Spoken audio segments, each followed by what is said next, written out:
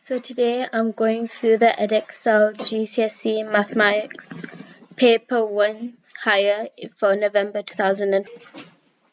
So I'm going to be doing question 2, which is about Venn diagrams. So as you can see, E is the set of all even numbers less than 19. A is the set of 6, 12, and 18. B is the set of 2, 6, 14, and 18, and you have to complete the Venn diagram for this information. So first of all, we can see the intersection of A and B, and numbers that are in both set A and B will go in here. And as you can see, that is 6 and 8, 18 and 6.